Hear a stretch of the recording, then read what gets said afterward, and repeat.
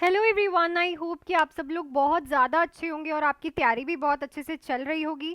आज हम करेंगे नेक्स्ट क्वेश्चंस जो कि है 461 से स्टार्ट। ऑलरेडी 460 क्वेश्चंस मैं आपको करवा चुकी हूँ। तो कल मैंने आप लोगों से एक क्वेश्चन पूछा था, तो हम ये डिस्कस करते हैं, देन फर्दर क्वेश्चंस पे चलेंगे। क्वेश्चन था, which clinical sign differentiate myxoedema coma from other causes unconsciousness. तो देखो, मिक्सोडीमा कॉमा क्या होता है कि पेशेंट अनकॉन्शियस हो जाता है। तो आपको कैसे पता चलेगा कि पेशेंट अनकॉन्शियस नॉर्मली अदर कोई प्रॉब्लम से हुआ है कि मिक्सोडीमा कॉमा से हुआ है? तो यहाँ पे जो राइट ऑप्शन हमारे पास रहना था, that is severe hypotension and hypothermia, because in hyperthyroidism जब T3 एंड T4 लेवल्स गिरते हैं तो आपका बीपी भी फॉल करता है, और बीपी फॉल करता है जिससे हाइपोथर्मिया होता है, क्योंकि ब्लड सर्कुलेशन प्रॉपर नहीं होती। जब सर्कुलेशन प्रॉपर नहीं होगी तो एक तो सर्कुलेटरी हीट जो है, जो आपकी बॉडी टेम्परेचर मेंटेन कर रही है, वो नहीं करेगी, प्लस हाइपोटेंशन होगी सर्कुलेशन कम होने की वजह से, एंड साथ में ही बॉडी हीट प्रोडक्शन नहीं होगा, मेटाबॉलिज्म नहीं होगा, उससे टेम्परेचर्स भी गिरेंगे। So these two signs differentiate myxoedema coma to the unconsciousness. Clear? So the right option will be option number B. थोड़ा सा दिमाग लगाना है, थोड़ा सा डिसीज कंडीशन को घुमाना है, and you will get the answer. Next है patient on warfarin present with bleeding gums. तो वारफरिन वाला पेशेंट है, ब्लीडिंग गम्स के साथ प्रेजेंट है। Which lab test monitors therapy. तो कौन सा लैब टेस्ट मॉनिटर करेगा therapy? APTT, PT-INR, platelet count, bleeding time. So it is a PT-INR। याद रखो, APTT हम करते हैं इन अ हेपरिन, ठीक है, और वारफरिन की जब भी बात करेंगे तो या तो वहां पे INR लिखा होगा या तो PT टाइम लिखा होगा, ठीक है। सो दोनों ही बहुत इंपॉर्टेंट है, आपको प्रीवियस ईयर पेपर में ये क्वेश्चन आ चुका है, ठीक है। चलो, नेक्स्ट है patient develop sudden chest pain and dyspnoea after central line insertion. तो आपने पेशेंट के सेंट्रल लाइन इंसर्शन किया, पेशेंट को लाइन डालने के बाद डिसिप्निया और चेस्ट पेन हो रही है, कौन सी कॉम्प्लिकेशन सस्पेक्टेड होगी? एयर एम्बोलिज्म, नीमोथोरिक्स, पल्मनरी एम्बोलिज्म या फिर कार्डियक टेम्पोनेट। तो दो चीजें हैं, एक तो चेस्ट पेन है और एक सांस लेने में दिक्कत आ रही है।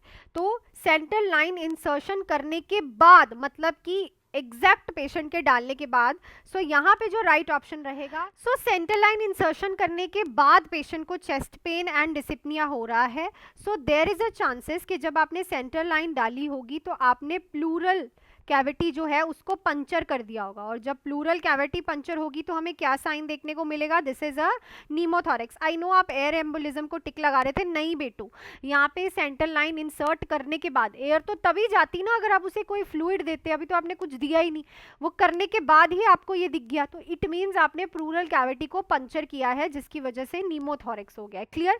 क्वेश्चन को दिमाग खोल के, आंख खोल के पढ़ना है वहां पे, ठीक है। आपको ऐसे ही ऑप्शंस वहां पे दिखेंगे, ठीक है, आपको घिसे पिटे क्वेश्चंस नहीं आएंगे, ऐसे ऑप्शंस आपको वहां पे दिखेंगे जहां पे आपको कंफ्यूज करेंगे, वहां पे काम आएगी आपकी समझदारी। तो क्वेश्चन को आंख खोल के देखो, ठीक है।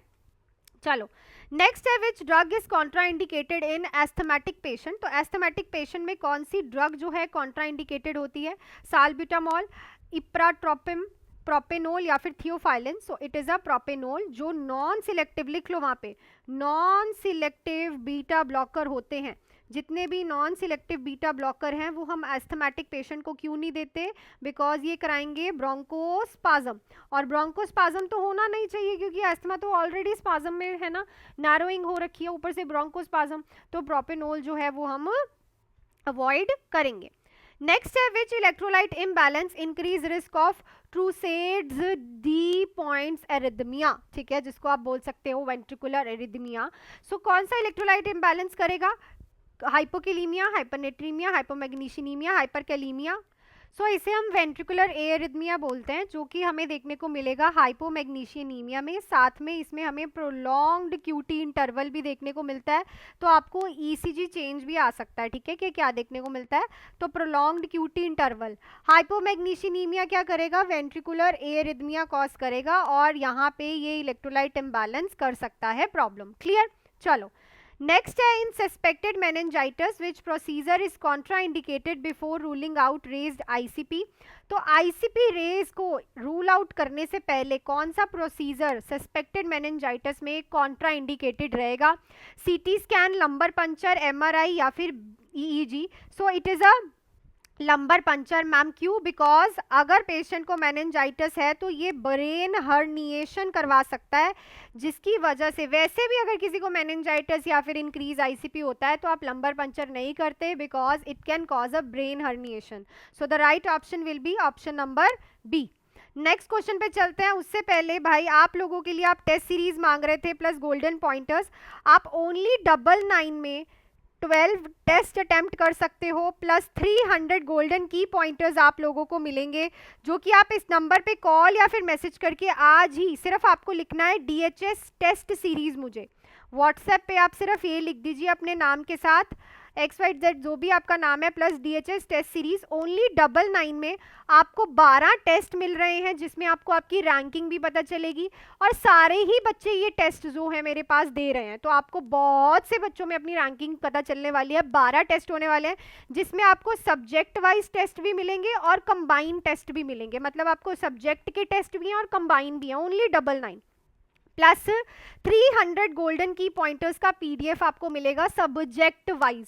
ठीक है, सो ये बेस्ट है. आप लोग इस नंबर पे कॉल या फिर मैसेज करके आज ही ये 99 के लिए आप ज्वाइन कर सकते हैं और अपने टेस्ट दे सकते हो, गोल्डन की पॉइंटर्स पढ़ सकते हो और अपनी इसी टाइम इन 4 दिनों में अपनी जो लो पॉइंट्स हैं उनको टच कर सकते हो. ठीक है, तो चलो देखते हैं नेक्स्ट क्वेश्चन हमारा क्या है.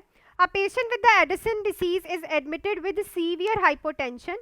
Which IV fluid is preferred? तो Addison disease वाला severe hypotension के साथ एडमिट हुआ है, कौन सा IV fluid दोगे? Addison disease में both cortisol एंड एल्डोस्टेरॉन जो हैं वो क्या होते हैं? कम होते हैं. तो यहाँ पे आपको इन दोनों चीज़ों को मैनेज करना होगा और पेशेंट का बीपी भी लो है, तो आप कौन सा आईवी फ्लूइड दोगे? 5% dextrose, normal saline with dextrose, ringer lactate, colloids. So यहाँ पे जो राइट ऑप्शन रहेगा that is normal saline and dextrose.